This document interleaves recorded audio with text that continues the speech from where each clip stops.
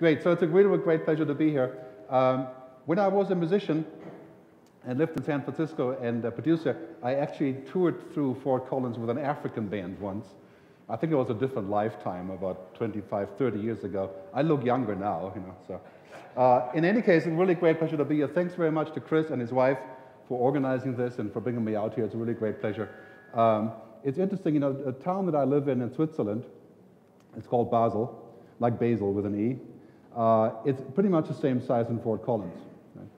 But we don't have any startup activities. You know, we are, you know, Switzerland is the reverse of the T-shirt that Chris was wearing, right? The biggest risk is doing nothing, right? And in Switzerland, we don't take any risks, right? We don't ever actually do anything first. In fact, when you speak to Swiss business people, they say, you know, we're not going to be the first ones to do this, right? We're waiting for those guys in Fort Collins to do it, I suppose. Are we okay with the sound? Yeah, or are you okay? Okay, good. So first of all, I want to ask you, what is a futurist?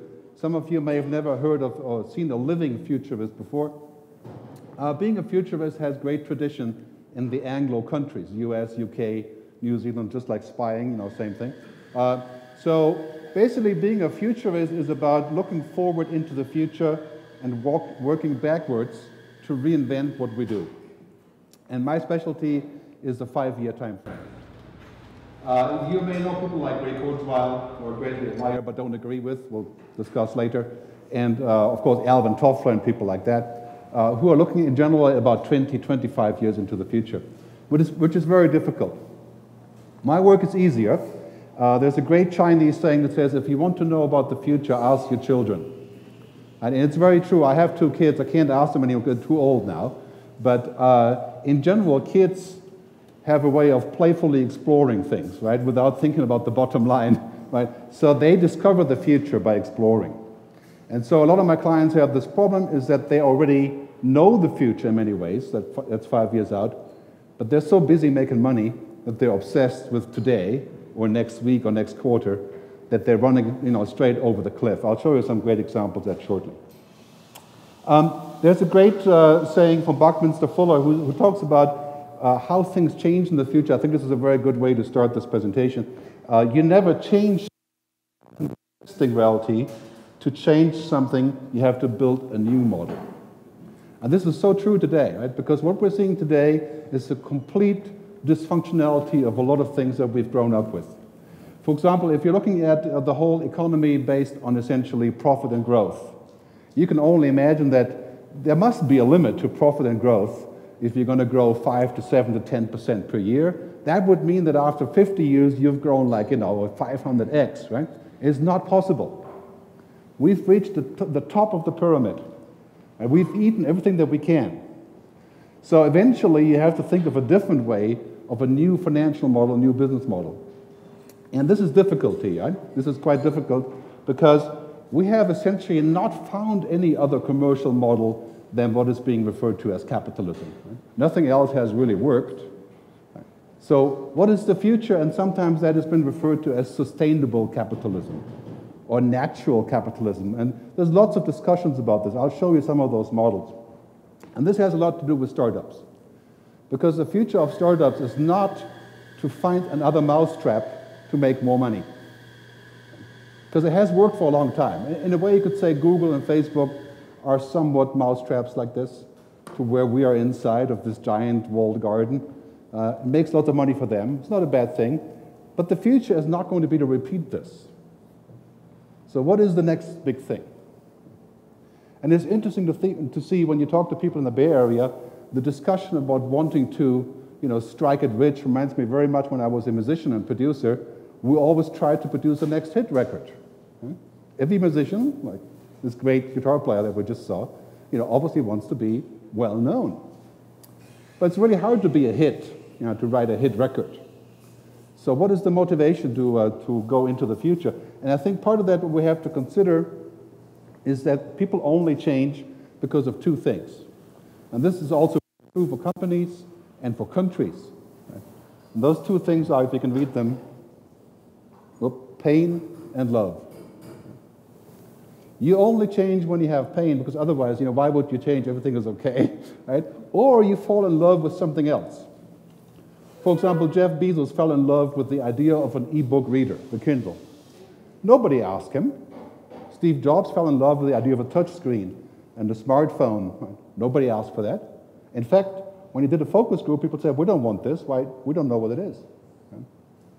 So here's a skill if you're a startup. You have to know ahead of time. You have to look beyond the obvious.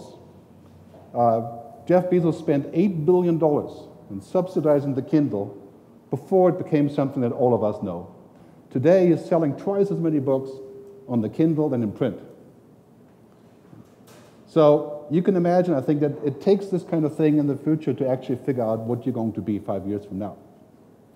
So you need some pain, and that is inevitable. If you don't have pain, you're not going to move, but you also need love. I'll give you both today in my presentation. A little bit of pain, in a good German way, and love, right? So I'll try to give you both.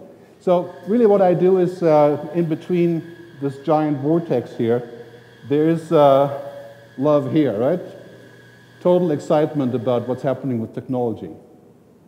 In fact, if you're looking at technology, you can safely say that what we're seeing today is science fiction come true. I mean, it's mind-boggling. Imagine the stuff you can do on the mobile phone today. Banking, rating, dating, right? Online dating. You can have an app that introduces you to other people who are in your vicinity, right? And compare yourself to them. In Japan, you can use face recognition to recognize your date and pull up her social network profile. It's entirely normal in Japan. So we have amazing technology. We're going to be able to print things like earlobes and livers in 10 years. Mind-boggling, right? I mean, true science fiction. Blade Runner, Oblivion, right? All becoming real. Right? I mean, Blade Runner, that sort of gives me away in terms of age, but great movie. So on the other hand, we have this, right? We're terrified. We're terrified of the future. Because guess what? When we think about this, what's happening, for example, with Google Glass, right? Being able to wear your mobile phone on the side of your eyeglasses and making photographs and sharing all, that's very scary for people because it could do all kinds of things, right? Unintended consequences. What will we do, for example, when machines get smart, like Google is proposing, and machines can predict what we're going to do? They can already do that, right? But if we allow them to go through, artificial intelligence could be the end of our intelligence. This is not science fiction. I'll show you some examples. That's the pain part, by the way, just in case you haven't noticed. So your question that you have to ask yourself if you're in the startup business is that, is your future business, is it technology-centric, like this, right? Are people just a part of this? Or is it people-centric?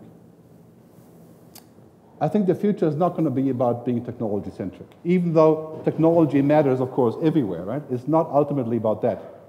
It's about what people do with technology.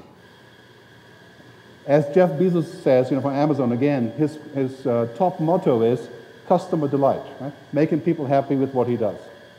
It's the opposite of the record labels, for example. Making us unhappy with the music business. I have some examples because of my own background, right? So that's a key question. Facebook has started an organization together with a bunch of other web companies about getting the other 3 billion people connected. Right now there's about 2.5 billion that are connected to the internet, and in Africa and Brazil or in China or so, people aren't as connected yet. China, that's not quite true, but in general, that's true in developing countries. So they started this thing called Internetorg to get people connected. And so we're going to look at roughly 6 billion people connected to the internet in the next 5 years. That's twice as many. So if you think that you've seen a lot of change and upheaval in the last 10 years, just give it another 3 to 5 years. 3 billion people coming on the internet. And of course, the best thing about that is we will have automatic language translation.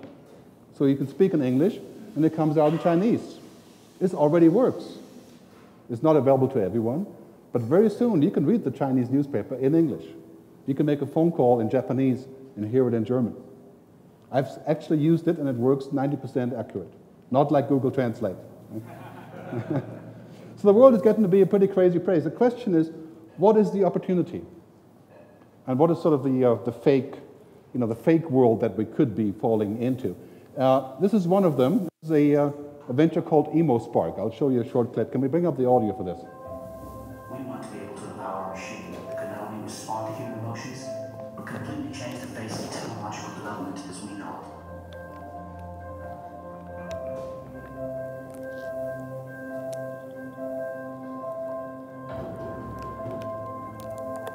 Sorry for the bad screen. You know, you have to use your imagination. Cece, are you there? Of course, Sarah. Are you okay? I'm fine. I'm just waiting for John to pick me up from his lady. Can I shut you some that will make you feel better? That'd be great. Thanks. It's a little bit hard to see. So what's happening here is that this device, like Siri on the Apple, right, actually is your sort of virtual attendant and gives you happiness, whatever that means, right, remotely through this device. And it's like the movie Her, right? And this is actually happening, right? This is a commercial entity called Emils Parking. Right? So what they're saying essentially is that we don't actually need a person to give this to us. We can use a device. We can outsource our brain, our thinking, our emotions. Right? Reminds me a little bit what I saw a few years ago, which is very important to people in Germany, and that's this over here. I'm not sure you can see this, but this is a great invention that is of utmost importance. And what it does is it can copy beer bottles, including the beer, of course. Right? So you'll see what happens there shortly. It's a similar sort of promise of the Emils Park, you know, similar sense of reality. This is why I'm showing this to you. So I use this every day because, you know, it's important to get your beer bottles in your way. So when you're thinking about a startup, you have to ask yourself a question: is it real, right? Or is it what I call a wormhole? You know, a place where you can shortcut through time and space in a sort of imaginary scenario? And this is a really important question because a lot of people think this is very real, right? The Emils Park. I don't know what you think about this, but. Big question. So we're living in a world that's exponential. And exponential means that whatever is happening is not gradual, it's not linear. So when you count linearly, it's 1, 2, 3, 4, 5, you know, clear, but when you count exponential, it's 1, 2, 4, 8, 16. So between 1 and 3, it's almost the same. 1, 2, 3, or 1 to 4, it's almost the same. But after 4, you go to 8, not to 5. Now technology, as you know, Moore's law, which has basically said that every 18 months it doubles in the amount that it can do, has given us some pretty mind-boggling innovation recently, including things like social networking. The fact that we can connect with people all over the world in all kinds of interest groups and activism and all kinds of things that are happening here now, including the possibility of seeing everything remotely, so to speak. Again, a little bit hard to see here. What's happening with data? We're producing so much data that all of us are becoming sort of walking beacons. Right? Everything that we say, every place we go, we are sharing. And there's pretty amazing possibilities, but also there's quite a few drawbacks on this, as you can imagine. I mean, imagine a few years from now where everything that you do as an employee is monitored by the company, which is referred to as big data.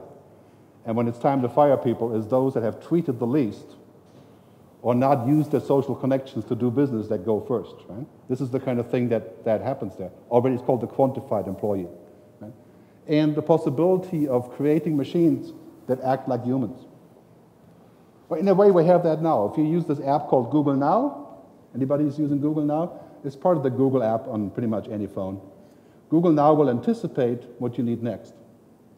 So it reads your emails, looks at your calendar, it says, you're going to San Francisco in the evening, you have a meeting, but your plane is delayed and there's traffic. Should I send a message to XYZ? It already does that. Right? So it's the outsourced brain, right? And largely, this is going to be really hard to see, is as humans, in the end, what that means is that we're moving up the food chain, so we're not going to be concerned that much anymore with data or information. We're going to be concerned with what's on top of the pyramid, which is understanding it and, you know, what's called wisdom or intuition. So all of our jobs are moving away from, you know, things like accounting or filing, right, up to a different level of activity that only humans can do, which is a scary thought. You know, there's been lots of research on this saying roughly 30 to 40% of all jobs will be automated away by machines. I don't mean robots, I mean software, right? For example, today you go to Google and you research a Twitter stock because you want to buy some stock, right? You do it by hand, you figure all this out, and then you don't buy or whatever, right? In the future, you don't do that. You just, you know, your software knows you're looking to buy a stock, and it will constantly search for you and give you the perfect thing at the perfect time that even a huge bank couldn't do for you, and it'll be free in 14 seconds. So think about what that will do to bankers, accountants, bookkeeping, and so on, and to our job, what that means for our future. So in the end, what's happening here is that we're moving from an industrial society, and that is also an information society, right, to a society that's digital and exponential. This is very hard to understand because exponential, people don't live faster because they're Twitter. We don't have more storage just because we use Facebook. And it's a fact that a living person has a circle, a tribe of 150 people. That's the maximum you can have. You don't get to have 15,000 people that are friends just because you have LinkedIn. It doesn't work that way. You have 150 people.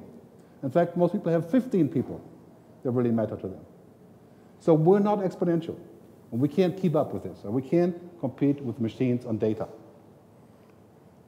This is a good thing to realize because in the end, we are moving to a place to where we're going to say, well, this kind of thing will be done by machines. It's robot work, basically.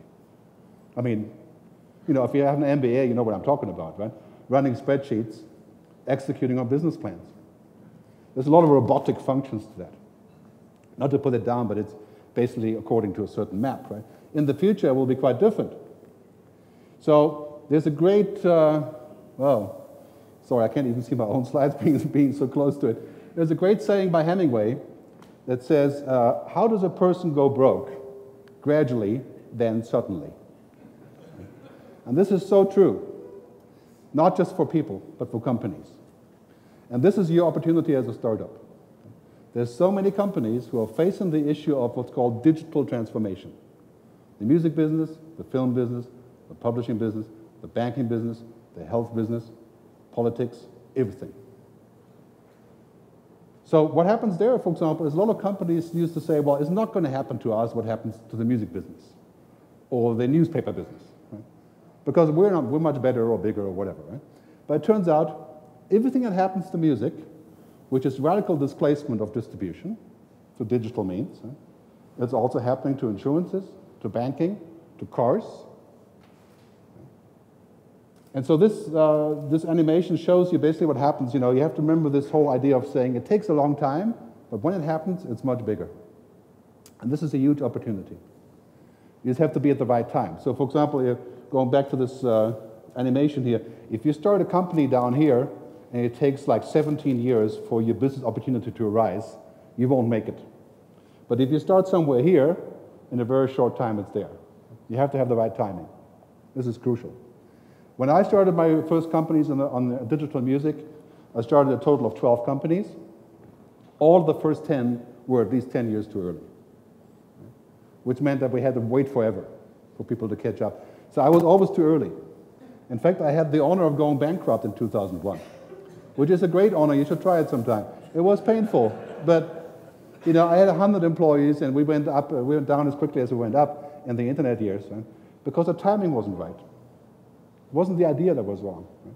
So timing is crucial when you're thinking about starting something, whether it's a coffee shop or whether it's an online venture. You know this company called Etsy, right? You guys know Etsy? Amazing company. That would have never worked in 1995. Not enough people on the internet.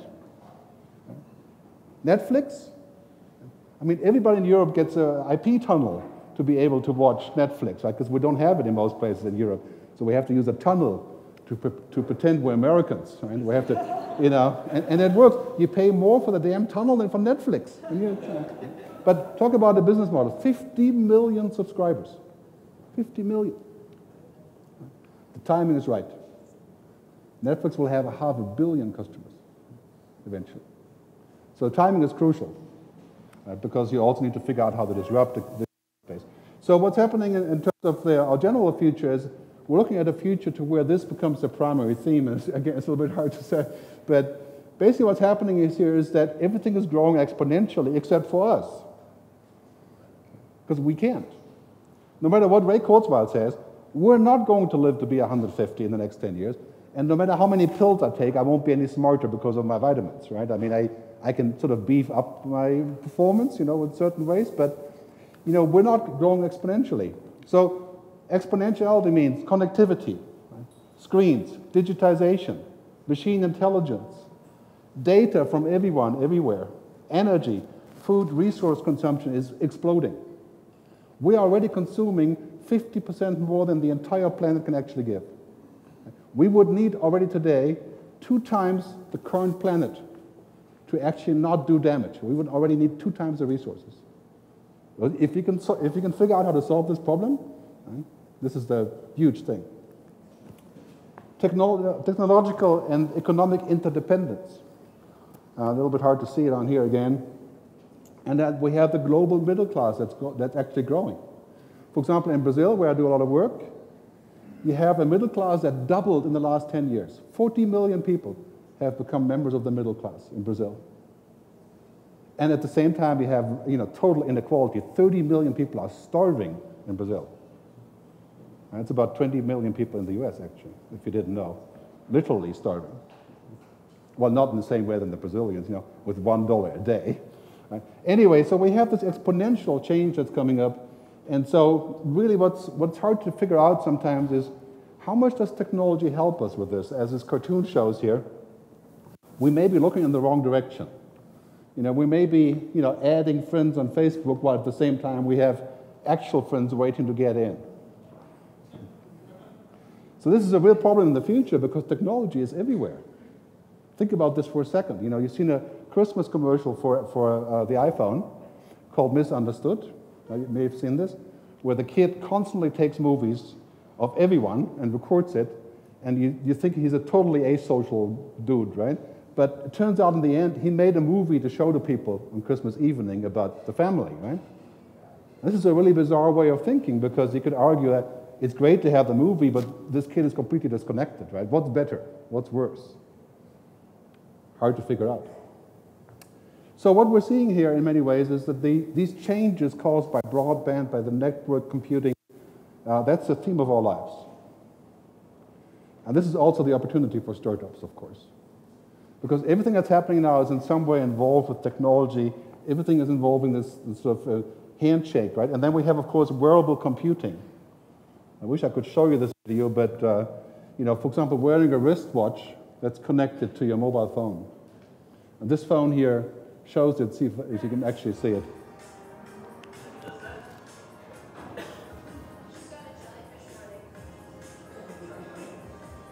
Yeah, you can't really see this, so I'll save this one.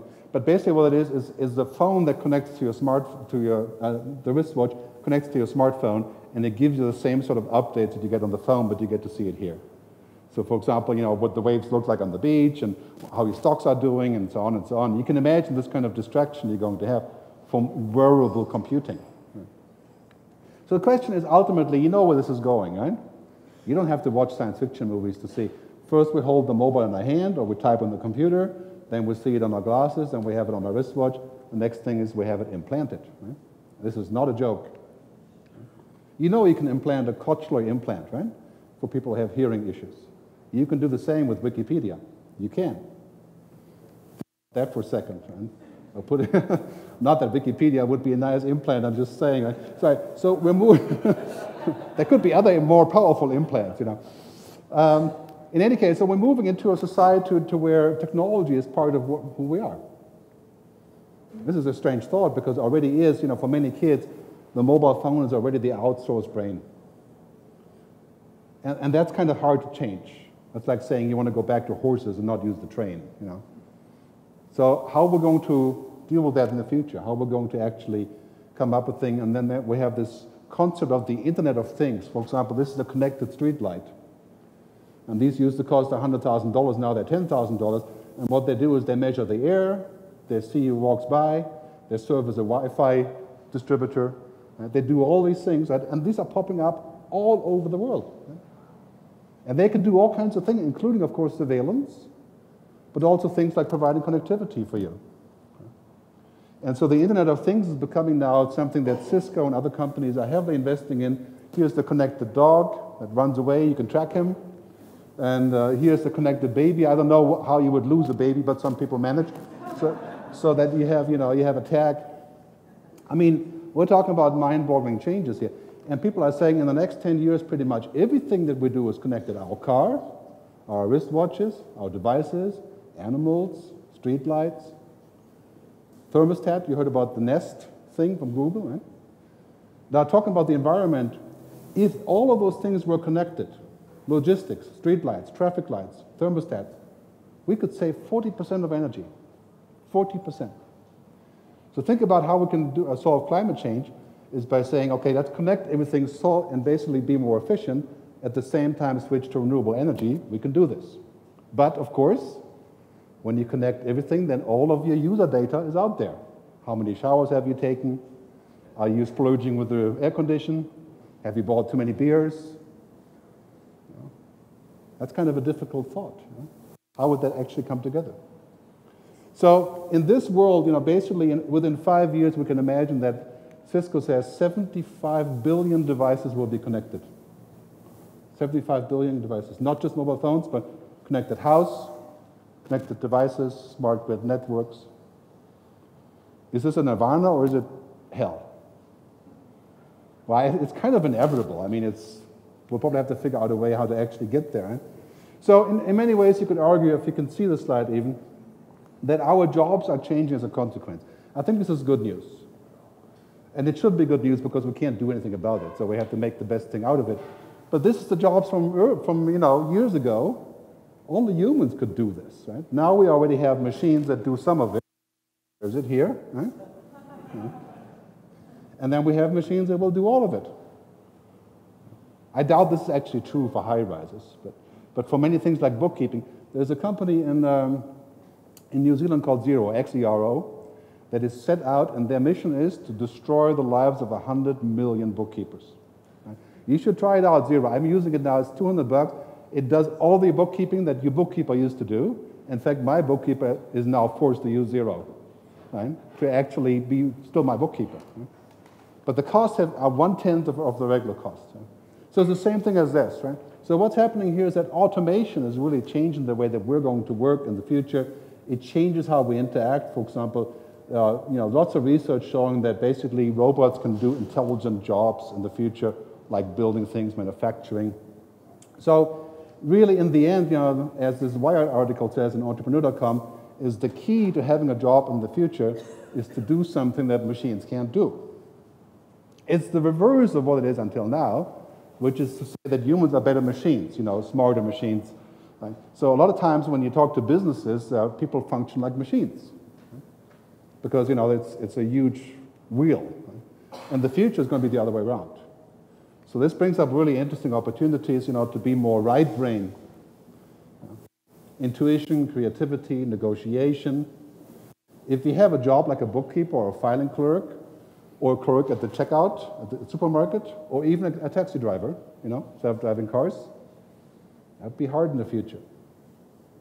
But if you're a therapist, or a cook, a negotiator, an artificial intelligence builder, a creative director, you'll have a job in the future, because computers can't do that for quite a while. Give it another 100 years maybe, I don't know, beyond our lifespan, right?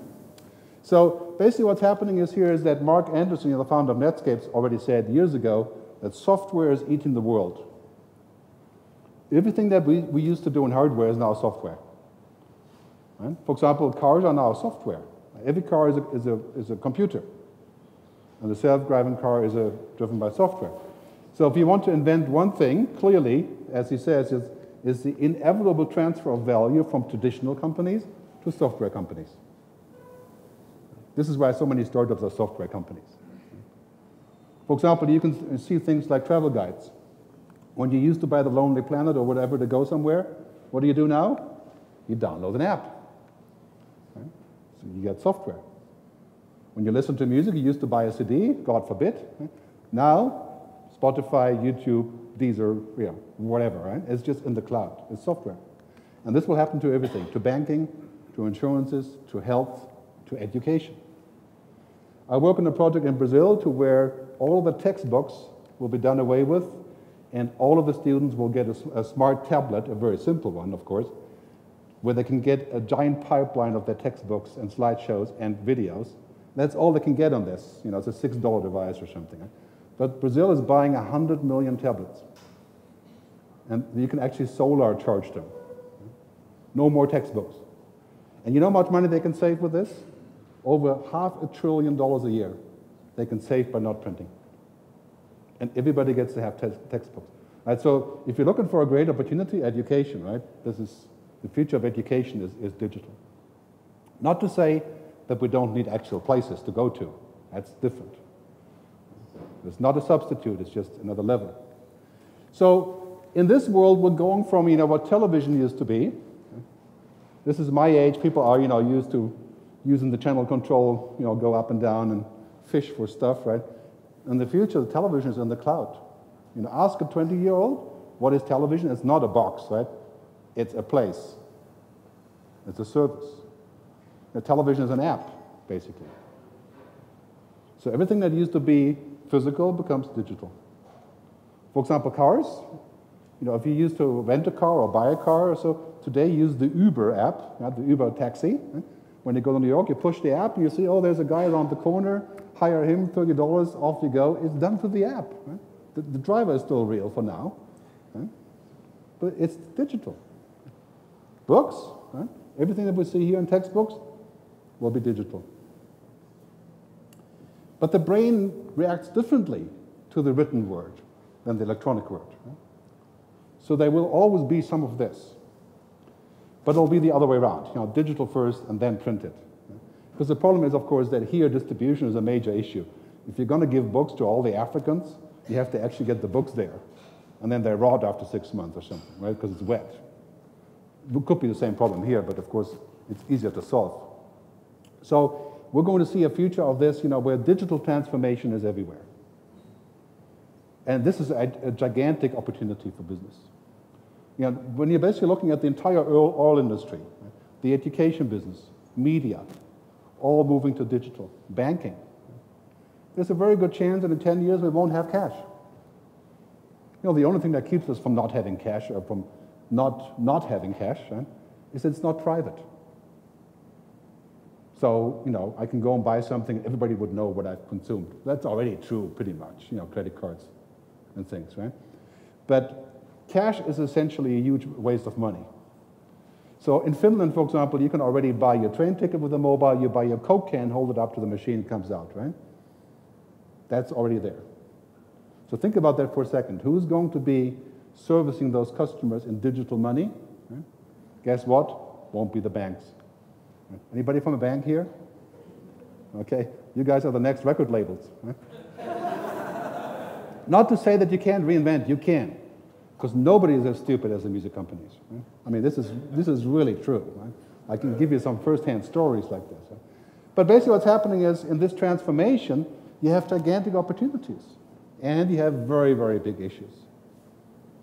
Which is like nuclear power, it's sort of like, it could be potentially really great, but it has many different problems. It's hard to decide which is which. For example, here in medicine, you see a project called the X Prize. And this guy is 16-year-old kid. He's leading a group of 24 other scientists, right? He's already a scientist, right? To invent a device that can do a better job in diagnosis than 10 doctors. A device. Right? So this device, you cough into it, you prick your blood, right? You measure your pulse, and it will tell you in 40 seconds what your diagnosis is. That's what they invented, called the tricorder, from Star Trek, right? They call it the tricorder, and it's actually becoming real. Imagine this kind of device being available all over the world so that a doctor could look at your data and say, hey, clearly you got malaria. Right? I mean, not just life savings, but also, what's the doctor going to do, right? The doctor be happy with this? Now you have a device called the Scanner-Do. That's already on the market. And what it does is very hard to see on this screen. The Scanner-Do actually allows people to look at symptoms and diagnose it remotely by scanning things like your skin. I mean, imagine what that would do, for example, to your grandmother, right? Now, here's a doctor. Any doctors here? Doctors and bankers? No, just one doctor. Okay, one banker, no doctors, sorry. So imagine you're in this position, right? On the one hand, you have nurses who are getting better and better. And they're actually doing all the hard work, as you know, right? And then you have technology on the other hand, who's inventing all these things. Right? So in the end, you sort of feel like, what am I going to do? So I did a seminar for doctors in Switzerland. It was interesting to see that most of them said, well, this is great because I can focus on what I should be doing in the first place. which is, guess what? To talk to the patient, right? To create a human connection, not to look at the computer and say, oh, your cancer is like this cancer, and therefore you're gone, right? So, but to actually have a human connection. It frees them up to do this if they can think in this direction. And this is the change that we're going to see through technology, pretty much across all businesses. In the future will not be the guy telling you to buy stocks, because software will do that. Right? He will look at all these things and he will know you personally, and he will make an intuitive decision. You know what intuition is, basically, is knowing without knowing. Right? Try to get a computer to do that. A computer can write articles, can write journalistic products. They can. They can actually play music too, not like this guy earlier, but they can play music. Look at Her, right? The movie Her. He composed a piano piece. But they can't have intuition. And this is really what's going to happen to us, I think, in the future, is a lot of these things will come down to this. So I want to introduce you to a very important theme. Okay. This is called the Valley of Death. It's here. Okay. It's very important to know what that is, because it creates gigantic opportunities. When you're in a traditional business, like the music business, publishing, print, newspapers, you've had technology, you've had mass, you've had size, and it was very, very big business, very much a sheltered business. Technology comes in and says, you know, if you want to send money to your friends in Africa, you don't use the bank, you use your mobile. It costs you $1. Use Western Union, 15%. All you have to do is download this app, fill it up with PayPal, $1 to send money to Madagascar. So technology comes in and it changes all of these things. So what happens to traditional businesses, this is the biggest part of my work, is that they're approaching the slope to what everything that they do has some sort of technology alternative. For example, in music, we have YouTube, we have Spotify, we have Freestream, we have Pandora, whatever you're listening to, right? Do you need to really buy a song? That's a stupid question, right? I mean, you give your kids a CD for Christmas, they think you should, go away and get some help, So that's why the music industry is in this valley of death. On the other side of that valley is, of course, knowing that we're going to have 6 billion people connected to the internet. Knowing that 50 million people pay for Netflix. We know the money is there. You know this digital culture is not about getting it all for free. That used to be true, but it's no longer true. But how do you get from here to there? If you're in a company that's traditional, how do you get to the valley of death? Now, this is a very big question, because it's a challenge to go through there. So there's only two things you can do. One is to take a backpack and lots of water, right? So you can get through this. The other one is to build a bridge. And this is the opportunity for startups. Because when you go to those guys and say, we have technology that can help you to build this bridge and get to the new revenues quicker, right? That's the perfect sale. You don't actually have to do anything. I mean, look at what LinkedIn has done. LinkedIn is the biggest place to hire people in the world now. Do you need HR people to do that? Right? It's done through LinkedIn. So what we're seeing here is a lot of opportunities to actually do this, to build bridges, to pack water. The worst thing you can do is what the music business has done, which is to say, A, this doesn't exist because we're going to sue people not to do this. That was a very good decision. And they also said, this doesn't exist because nobody wants to pay for music. Turns out, both not true. Big problem. 75% decline in selling music after all these things happen. Process of 15 years. You don't recover from that. So you need to actually, when you're looking at this, you need to say, okay, first I see the new business. I see what it could be. And that takes a bit of work. And then to realize that something is going to, change your situation there. For example, one of my clients is a big car company in Europe, and they realize what's happening. Right? You know what's happening is that kids don't get driver's licenses. May not be true in this state, in this city, because it's very widespread, right? But in general, a lot less kids are getting driving licenses. And they share cars, they take public transportation. So, of course, you have electric cars, you have self-driving cars very soon. This is not science fiction, already happening. Right? So you know what's going to happen, right? The future is basically you're going to sell less fancy cars. Because in 10 years, those kids don't buy cars like we do. Yeah, this is a certainty. Right? This is as certain as MP3s have replaced the CD. So what are you going to do? You're going to look at this and you're going to say, you know what? What's happening here on the other hand, in Singapore or Jakarta or Los Angeles, we're going to have public cars, like 200,000 that you call with an app. That's also a good business. But it's not at all like the previous business.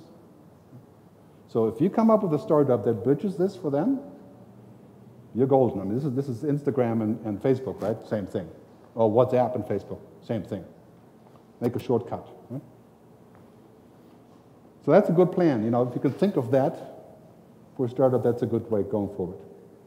For example, in the movie business, we're seeing quite clearly, if you're in the movie business, the television business, or the film business, you're seeing quite clearly that, you know, what's happening on this graph, very hard to see here again, but people don't buy DVDs anymore. I mean, who would still buy DVDs to watch a movie? Come on, you know, that's yesterday. What do you do today? Well, you stream it for free or whatever. I mean, there's like 100 ways of getting movies now, 1,000 ways. Some free, some legal, doesn't matter. It's all available. Right? What are you going to do if your business was 74% selling DVDs? Right? Well, you're here, right? You're on the toilet. Right? And this is happening to everyone now, not just the movie studios. Because guess what? When I stream my movie on Amazon, on Netflix, you know how much I'm paying? I'm paying like 0.00000 cent per stream. Right? I don't pay $25 for the DVD. And that's how it goes in a digital world. Right? This is happening to all of us. Right? This is happening basically across all of the universe of change. For example, in radio. Right? When radio in the car goes online, are you still going to listen to regular radio? Well, maybe if you like, you know, like personalities that are on the radio station, or if you like news or traffic. But, you know, you can have a traffic app. And you can have a news app called TNN, Twitter News Network, right? On your car radio. Right? Do you still need radio? You know how much money radio makes in the US? $12 billion a year. All goes away to these guys, unless they find a way to merge. So there's lots of opportunities here to think about this. And the greatest thing about startups is, and this is one point I want to make here, is in this, the startups view is a flipped valley of death. Because whatever is a huge problem for the old guys is the biggest opportunity for you. There's one thing to remember when you're thinking about starting a company. You either build a bridge for the old guys, right, because they desperately need, whether it's real estate or banking or insurance or whatever. Right? Or you do the opposite and you build something that only works because of the internet. Airbnb, Uber, Twitter only works because we are connected. So when you're starting something, you should ask the question, first, does it cause disruption? If your new company doesn't cause disruption, chances are it won't do anything. I mean, that's a requirement, clearly, right? It's about disruption. I think about all the successes we had in the last 15 years, completely disruptive, right? eBay, Amazon, Twitter, Facebook, LinkedIn, disruptive to the job market, and so on, right? And the other thing is, you know, you need to actually make this the center of your proposition. Changing the way that things are done. So that's sort of the litmus test, you know, if you want to figure out where to go with your startup. For example, Tesla. Never mind their sort of luxury car for super geeks, right? Okay, I got it. But you have to test drive one to believe it, you know. I don't have one, I have to say it. I tried, but, you know. In any case, the interesting thing about Tesla is that they actually did this, right? They said, okay, people are interested in driving differently.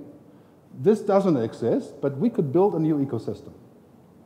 And so what they've done now, no matter what you think of the price tag and everything, is that Tesla has come up with a system where all of a sudden they've built a new way of looking at transportation. And they're selling twice as many cars as Mercedes and BMW combined. It's mind-boggling.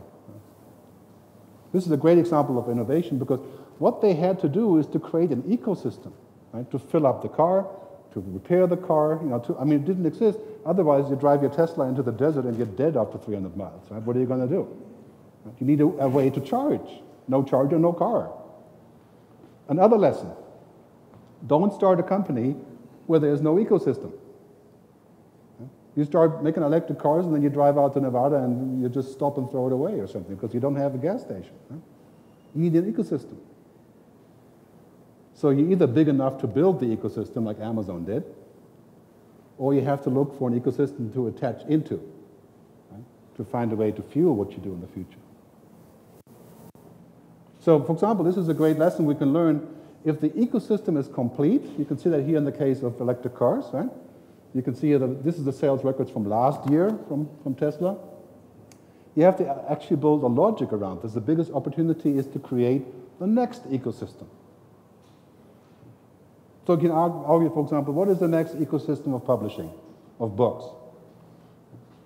Well, it's not about print. Right? We know that print is not going to go away completely, but the ecosystem is changing. Right? It's about creating added values around the content.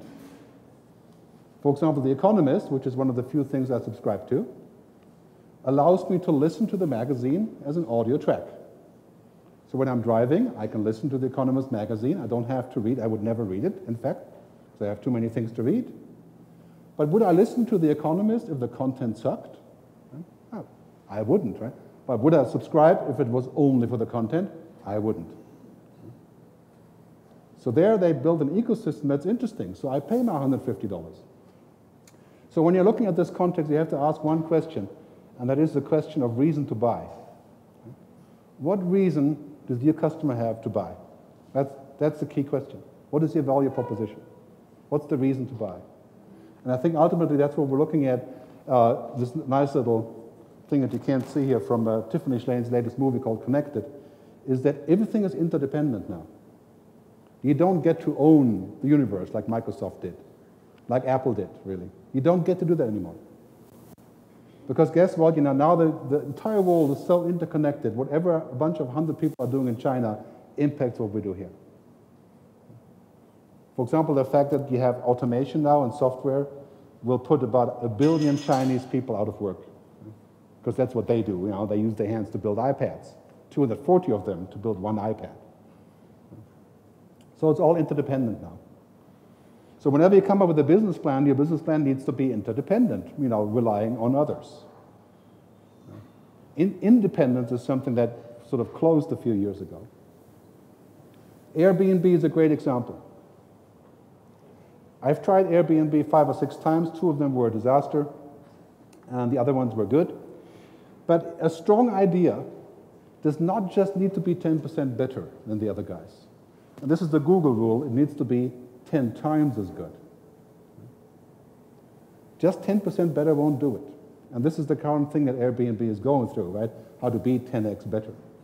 But the great thing about Airbnb, that's a lesson for startups here, it came through the back door. Right? It didn't say, we're going to go out and compete with hotels. Right? It said there's 64% and up to 90% in big cities of unused empty apartments that people can monetize, just like eBay, same thing. And then it said, if we rent this out privately, we can make a nice business, we can come through the back door and be like a hotel without being a hotel. That's called the back door. So if you can find a back door to an existing business, that's a great model. Finding a way to do something better and being 10 times as good. Now to me, Airbnb isn't 10 times as good as a hotel. In fact, not at all. But it solves a really interesting problem. When I go to the beach somewhere in the Canary Islands, I want to bring my kids for 2 weeks, I use Airbnb. I don't use a hotel because I'm sick of hotels. Right? So it solves an interesting problem. So when you're starting a company, think about this, right? Do you disrupt something? That's true for Airbnb. Do you have a back door to do something that you can do without the big guys noticing? YouTube, right? Same idea? When YouTube first came around, everyone said, oh, it's all garbage from people who are producing garbage, right? Now today, YouTube is the biggest broadcaster in the world. Right? Find a back door. Twitter, same thing, right? Garbage, garbage, garbage. Noise. Right? But what it did is to show people that content can be shared in such a way where Twitter is in fact the next television. Right? Twitter is the next CNN.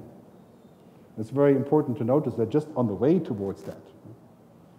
So this is important, those kind of principles. Great opportunity also for startups is formerly protected turfs. You know, things that have lived under a bubble. For example, banking. And Bill Gates has a great quote. You can't read it, so I'll read it to you. He says, "Banking is essential, banks are not." This is Bill Gates saying, right? Not me. I would never say such a thing. So think about that for a second. All the businesses that lived under a bubble, that were protected by regulation, protected by habits, by distribution, by not having the internet. I mean, the only reason that people listen to radio around the world is because they don't have the internet. And they can't stream, they can't connect. Imagine what will happen to them when everybody can connect. So if you're such a business, you have to figure out how to get out from this protection. Right? For example, digital money.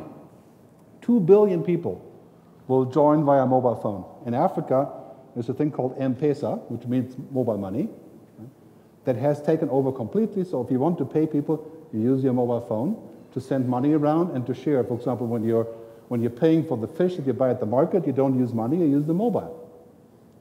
And it's like $1 or so, a fraction of the cost of otherwise. And it's now 56% of all money transactions in Africa are done through mobile devices. Banks are nowhere to be seen. Right? Telecom companies, startups. It's a great example of people can change culture. Now movies and entertainment business.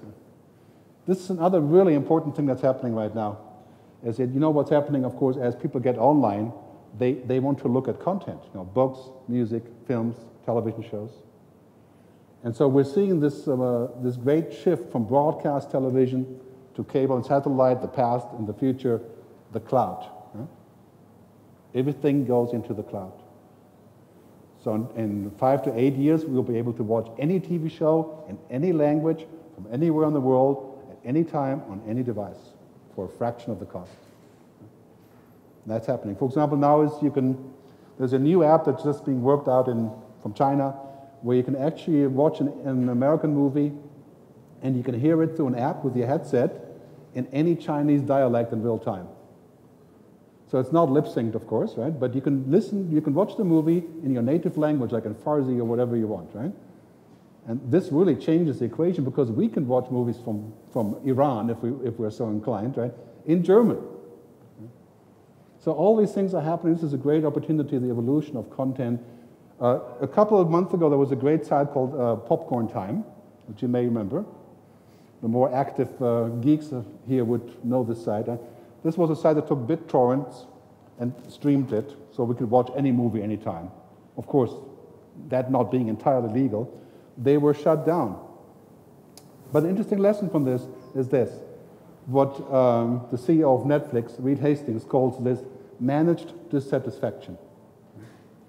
So what he's saying here is that basically what's happening is that this idea of saying that people aren't happy with what they have now, but there's no alternative, so they stick with you. Telecom companies, government, politicians, that won't work in the future because we have alternatives. For example, what happens on sites like TripAdvisor, and people are dissatisfied, they go make a comment, you have a discussion, right? You become transparent. What are you going to do about it, right? If you don't participate, then it's basically, you know, it's all other people's opinion. It's very hard to run a business based on managed dissatisfaction. And guess what? This is really great for consumers. It's hell for businesses. I mean, I run my own business. We have a money-back guarantee for the future missions that we do, that you will discover the future. Right? In our case, of course, that's easy to say because, you know, we know a bit more. But this is really hard. Right? Imagine if you're on the receiving end of this kind of paradigm as a telecom company, or even as a coffee shop. Right? So this is really a tough thing to do, but also creates a lot of new opportunities.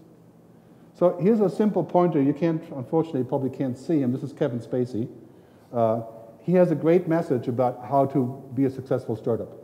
Clearly, the success of the Netflix model, releasing the entire season of House of Cards at once, proves one thing. The audience wants the control. They want the freedom.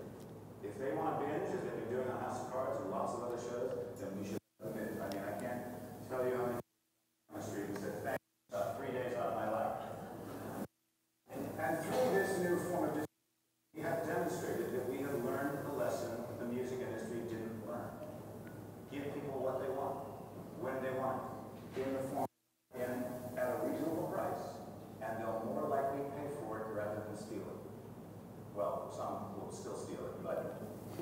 All right, so there's a lot of wisdom in this, right? You give people what they want at the price that they're willing to pay, right? And you become very important to their lives. And this is really true no matter whether you're doing a digital business or any other, really. Even if you're this coffee shop. It's not new, but now, because of digital technologies, it's becoming extreme, because it's much more transparent. And of course, the same is true for sustainability, for example. A lot of research, I know if I have time to talk about this, but a lot of research shows that most consumers are now willing to pay more when they know that the company is doing the right thing. 90% of consumers are saying they're willing to actually go to a company who's doing the right thing, whatever that means, right? But being responsible, they're willing to buy from them than from somebody else. So this is becoming sort of a core theme, this amount of control. So the future will no doubt have to address some quite heavy, what has been referred to as wicked problems. Right? And it's a British term, but I think it fits very well here. Wicked problems are those that can't be solved by saying, well, we'll download an app or something, right? They're complicated problems. And the wicked problems have two effects, right? One of them is that we're looking at potential really disastrous situations, like climate change and others, but it also has huge potential for entrepreneurship to solve wicked problems. And here are some of them, right? It's basically the wicked problem looks like this, right? It's complicated. So, again, it's a little bit hard to see, but first is climate change, global warming, and environment. Now think about this for a second. If we connected all of the smart systems, energy systems, and grids, we could be much more efficient. We could reduce energy costs, for example, by shipping stuff. If companies collaborated to ship stuff, they could save up to 60% of logistical costs of shipping stuff. So that's huge right there. If at the same time we can make the switch to renewable energy, we can solve that problem in the next 15, 20 years. So there's lots of entrepreneurship happening there. The future of communications and the internet, that's a wicked problem. Why? Because, as you know, American companies run the internet. 92% of the entire internet infrastructure is US companies. This creates a huge problem because the biggest growth of the internet is outside of the US. So the problem lies in that, of course, ultimately whatever the State Department decides, or the Department of Commerce, is the rule for all the guys in Brazil, Nigeria, and so on. That creates all kinds of problems. Right? So we have these issues of, for example, machine and artificial intelligence. How intelligent should those machines be? What should they be allowed to do? I'll give you an example of, for example, on the self-driving car. The Google self-driving car is a very smart machine, but for example, what happens is when you drive down the road and the machine, or the car, sees a frog on the side of the road, or in the middle of the road, right? Then it has to figure out what to do, because with a double yellow line, the car cannot cross the double yellow line. It cannot kill the frog because that's not allowed. So what the car does, it stops and does nothing. Right? It can't cross the line, it can't kill the frog, it can't try to go over it because it probably wouldn't work. Right? Too risky. It stops. Right? What would a human do? It would take you 1/100th of a millisecond to either kill the frog if needed, right? Or try to go over it with one wheel on the left, one on the right, right? Or just pass the damn yellow line, right? No problem. 1/100th of a millisecond of a movement, right? Now the problem is, if you allow the car to do that, you're telling the car it's okay to break the rules if needed. That's not going to work, right? Because the car will eventually say, why do we have people driving? We can do a much better job. Let's get rid of them. Right? That's the consequence. So those are all wicked problems that we're going to see. Cybersecurity, cyber warfare. So if you want to apply yourself to some of those large topics, that's definitely fruitful territory for the future, including, for example, privacy. This is the #1 problem on the web today. Because why would you use the internet if at the same time everything that you do becomes public property? Right? And I know Americans are less concerned about this as Europeans are. But in Europe, Google just passed a very big decision at the European government level to where they said that it has to be possible to be forgotten, to have your data removed. This is a very big issue. So if you are a startup in this issue of privacy and big data, huge future there. Because that problem has to be, it's a wicked problem, right? How do you participate without being naked, literally speaking? How do you use social media without being a victim in the end? You know, these are complicated questions. Right? Not all have to do with technology. So I'll have to step a little bit ahead of, because otherwise we won't get to the important points here. So you can download the slides here later. One really important point is this. When we look at technology, we have to think about all the benefits. You know, you see on top here the African family that can use a mobile phone to sell their fish or whatever they've put on the market. See down here this idea of basically our head being a giant app. And this is referred to sometimes as machine thinking. To basically think that because of technology, people become machines. Your customers are a machine, your entire process is a machine, technology is turning you into a machine. And Kevin Kelly, the founder of Wired magazine, says, machines are for answers, humans are for questions. There's an important difference here. Machines can give you all of those answers because they have all the data. But they cannot answer, they cannot create a meaningful question. Right? They cannot create content or be intuitive. There are very, very big differences. So this slide kind of shows what's happening with technology, is that we are actually able to see all the way through. Right? I mean, if you're looking, for example, at social media, too bad you can't see this very well, but if you're looking at social media, I can run an algorithm on your profile and will tell me with very big likelihood how you're going to vote next time. That's entirely possible. So technology can do this, but the question is ultimately, should it do that? And how far do we take it? I'll leave this out, we don't have time. But you know, there is not an app for everything. And this is the sort of what we have to think about technology now. Not everything can be appified and turned into a solution. Evgeny Mozarov wrote a great book recently that is actually called, I think it's called The Future something, but just Google Evgeny. To save everything, click here. That's what it's called, right? And he talks about basically that not everything that is wrong needs to be solved. And this is a very big threat in technology, that we think that everything that's wrong needs to be solved by using an app or using technology. For example, look at this guy. Right? Your friendly neighborhood cop, right? Again, a little bit hard to see. What would happen if he wore Google Glass? Right? He's actually wearing it. Again, hard to see. Right? Is that a good thing or a bad thing? Because with this thing, he could recognize your face. You know, as a cop, he could use face recognition. We can't, but he could. Right? So he could know everything about you as you step up. Right? And this is where things are going. Right? This is, of course, clearly this would be interesting to see if every law enforcement personnel wears Google Glass in the future to identify us. So that's just to imagine that, and what's happening with Google, of course, and artificial intelligence, and all this stuff that we're seeing already in the future. And Ray Kurzweil already said several times, is that Google already knows more about you than your wife or your husband.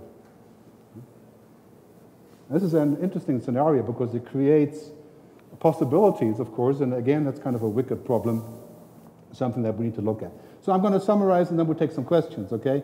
I'll skip this because you can't see it. We are unfortunate because the sun is out, you know, we need to get rid of that. Maybe there's an app for that. But the key question, the key question of technology is no longer whether you can do something. Because we've solved the problem, we can. If you're wondering whether you can, you know, retain your brain when you're dead to keep on thinking, it's becoming possible, right? Ray Kurzweil wants to do that. It's not impossible. But the question is really why? So when you're starting a business, don't think about whether you can do something, because the answer would be yes, you probably can. The question is why? Why and who and when? How does it fit in the context? What does it do? Does it create a human benefit or a machine benefit? And I think Google is at exactly this point. You know, Google is one of my clients, at least until now. Google is exactly at this point. To where now you wonder, like, why? You know? Why would you buy a military robot maker or 15 artificial intelligence companies? I mean, the reality is that Google is no longer searching the web, Google is searching us. And there's benefit to that, yes? But why, huh? Where does it go? So there's some very interesting scenarios here. For example, Google using that on a boat in Thailand to figure out what the menu is, and all that stuff that Google went through. In this book called The Circle, which is a great book by Dave Eggers, you may have seen in the past, hard to see then again, he says that all that happens must be known. This is the sort of bottom line of what we have in a digital society, right? That's probably not a good idea. I don't know if you agree with that, but you know, it's the CEO, former CEO of Google, Dave, what's his name, Eric Schmidt, said that if you have something that you want to hide, maybe you shouldn't be doing it in the first place.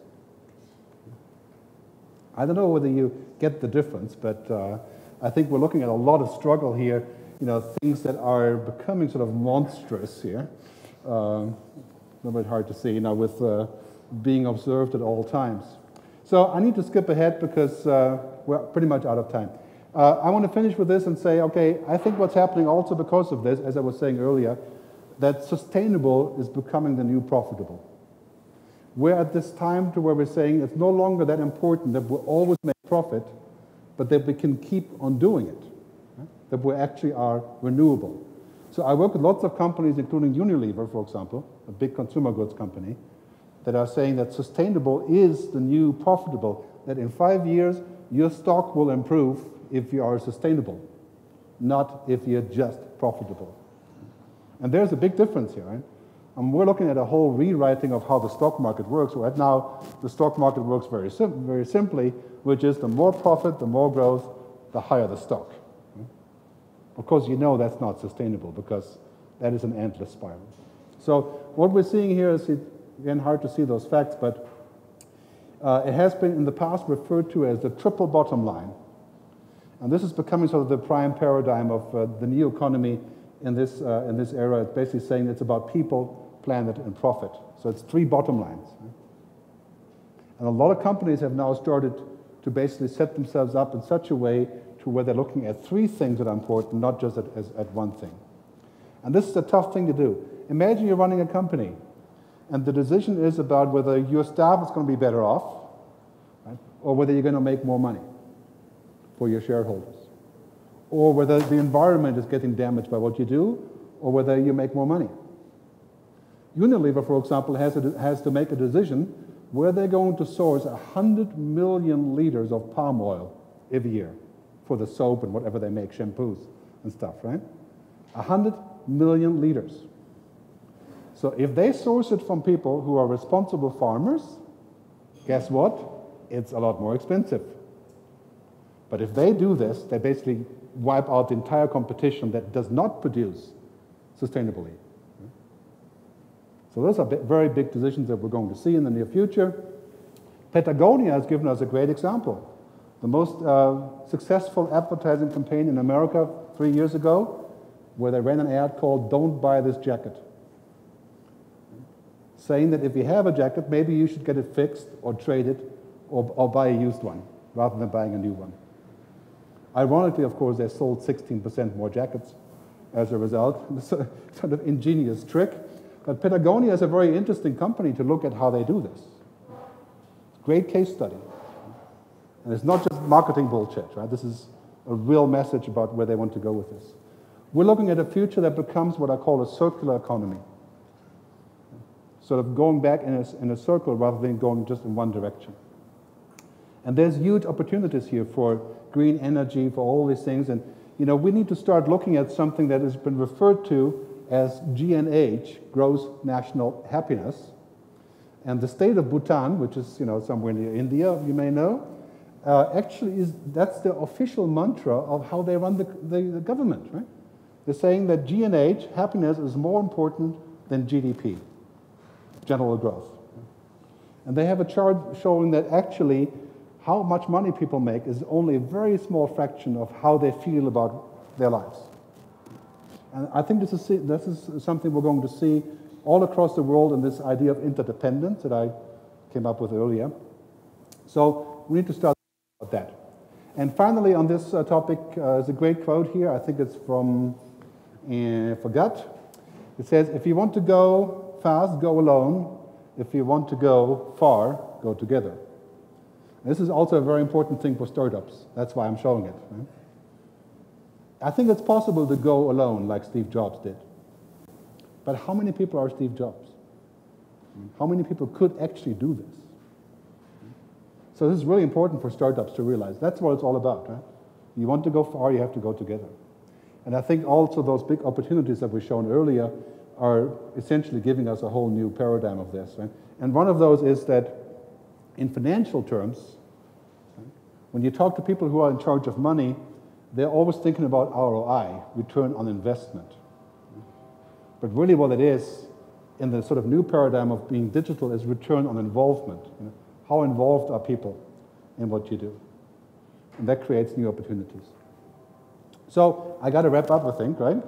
So we can take some more questions. I will try to give you a short summary. As you can see, I was wildly optimistic here with my slides. You know, I was looking for you to be around here for the next 2 years. So I want to show you a final slide. This is very important. You know that basically because we're becoming so digitized, is that offline is a new luxury. In Switzerland, I was involved with an ad campaign that said, if you want to go to the Swiss mountains, the benefit there is that you can't connect. Right? You're offline. And so basically being what's called being in the moment. Right? This is a very big trend. And I think it's especially a big trend here in this state and because of nature. This is a very big trend that we should cultivate. You know, there's already restaurants saying that if you leave your mobile phone at the check-in, they give you a 5% discount. This will be a great idea for running some local businesses. Definitely a trend that we're going to see in the future. So, quick summary. We're in the midst of an exponential development. So if you're thinking about the future, don't think linear. What you see today as a tiny thing is going to be very big in the future, you know, depending on, of course, on how the context works out. And it's no longer about just data. It's about intuition and wisdom. So in the end, what it comes down to is when you do a startup, you can do your focus group, your stats, your data, your research, right? But it comes down to making a human decision. And your clients will not buy from you because you have better data or better technology. Wow, we're in the middle of something here. Okay, the train is leaving, time to get on. Okay, the other big opportunity is to create the new ecosystems. Don't look backwards. I can't tell you how many of my clients are going in a car that's going 200 miles an hour, but they're busy looking in the rearview mirror the whole time. They're like, okay, that's how it used to work, but they're going in this direction at very high speed. You have to actually create a new ecosystem to fit the new stuff that's happening. And that has to do with lots of things, understanding where that's going. Manager satisfaction, we talked about that. Machines are for answers, humans are for questions. Just because we use more technology doesn't mean we have to become technology. It should mean the opposite. Now keep that in mind, this is very important because it's very tempting to become technology. It seems easier, but it's a dead-end street. Basically, in terms of business strategies, machine thinking is a dead-end street. And finally, the most important point here is that sustainable is the new profitable. So you may as well start being sustainable, even though it's not always very fashionable. So I think this was it. The final stuff you can't see anyway. So thanks very much for your attention. And you can download the slideshow later today, and I think we'll have the video on YouTube as well. So you can watch it again and again and again. Thanks very much for your time.